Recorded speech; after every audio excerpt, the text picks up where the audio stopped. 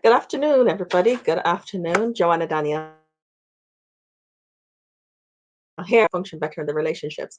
People who've experienced childhood trauma.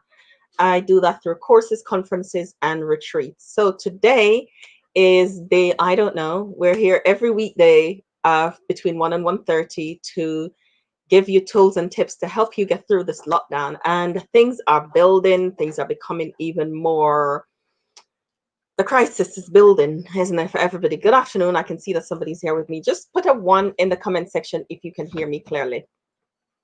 Today, I'm talking about a really, really important topic because it was spurred by a conversation that I had this morning when I was sharing some things that I do for self-care with with my fellow counselors.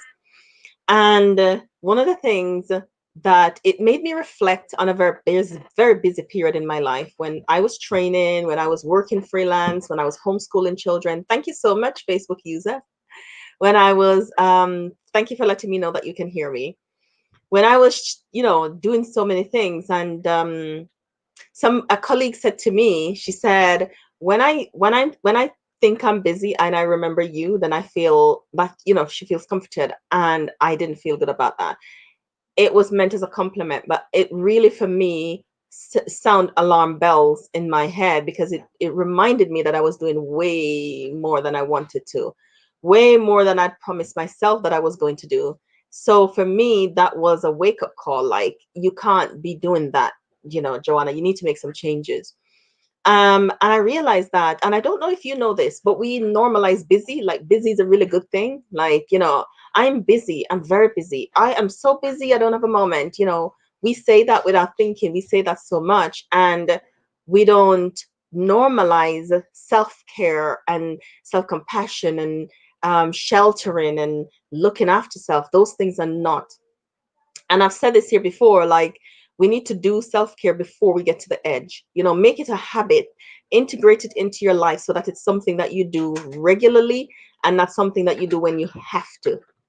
And as usual, I'm not preaching to you. I'm speaking to you because I've had to learn how to lean into listening to my body, listening to what's happening with it, and to give it what it needs, and to make self-care a really regular part of my day. Like, my diary would be packed, and I'd still find the space to squeeze somebody in. And if I have a spare moment, I'd answer the phone. That was how I was, because I genuinely love to serve. I love to serve. I love people. I love what I do. And so for me, it was not hard to pack my diary, not necessarily because I want to be busy, but because I love what I do. And so people like myself who love working and love the jobs that we do, it's very easy to forget self and to not look after self. This feels like a confession, like a testimony time. It's not supposed to be. That wasn't how I planned it, but I'm going to talk about self-care, but I'm doing it via this route. So at the beginning of this pandemic, when for those who are listening, who are counselors, know that we got busier during that time, because lots of people who was using busy as self-care, busy as coping mechanism, they couldn't use it anymore because nobody was busy anymore. Everybody was at home. Every life stopped.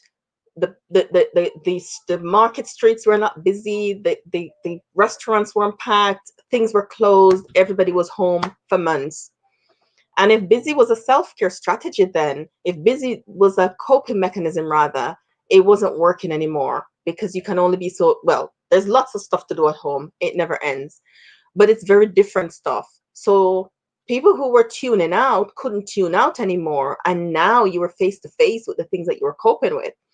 And so we got busier as counselors, got busier. And so I found that I needed to sit in my garden longer.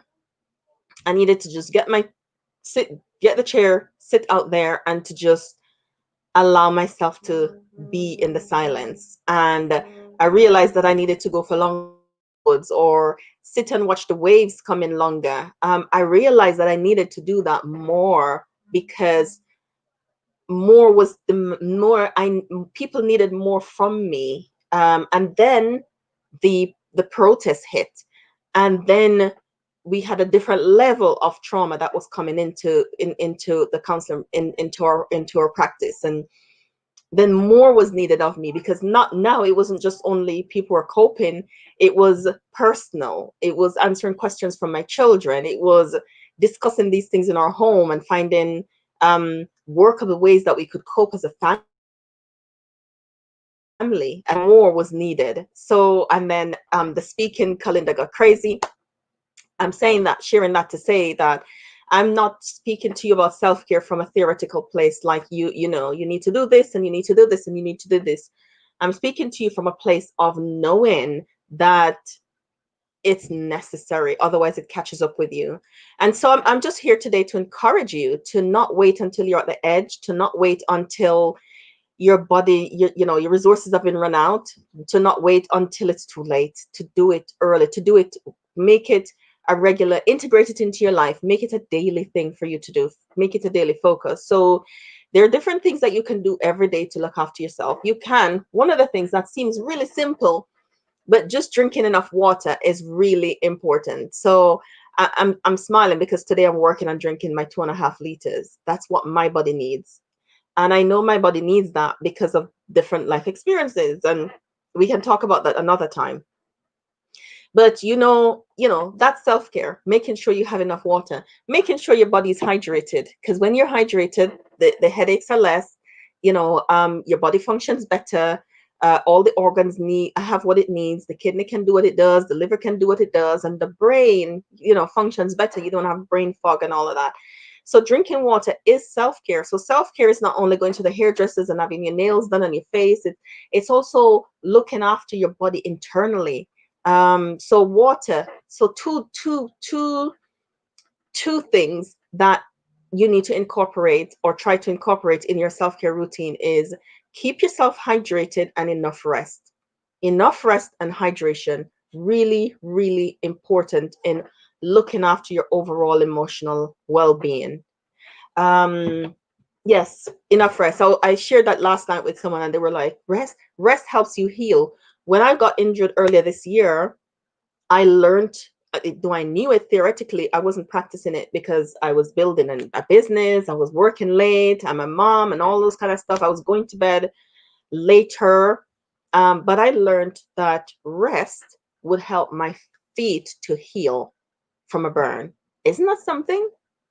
So I needed to get enough rest. And when I was leaving hospital, they told me this too. And I felt like a slap because I think I know this, I know about rest, but I'm not doing it. How is rest going to help my burn to heal? I needed enough sleep. I needed enough rest. And people can sleep and not rest. So it's resting that is needed to be able to heal. So those are the two things I'm asking you, encouraging you to incorporate into your self-care routine. People who are losing weight know the benefits of rest, and know the benefits of water. So if you're healing from anything, if you're wanting to look after your body, to make sure that you're fit and well, to perform the tasks that you do, to look after the many people that you look after, get enough rest and get enough water, and you're well on your way.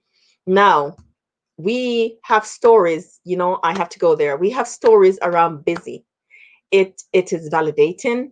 It makes us feel good. It gives us a sense of importance. It helps us sometimes join in on the conversation with everybody else who is busy. But busy is not so great in terms of looking after self. The stories that we tell ourselves around busy is why we maintain it. The story that we use to uphold it, to maintain it, to validate us.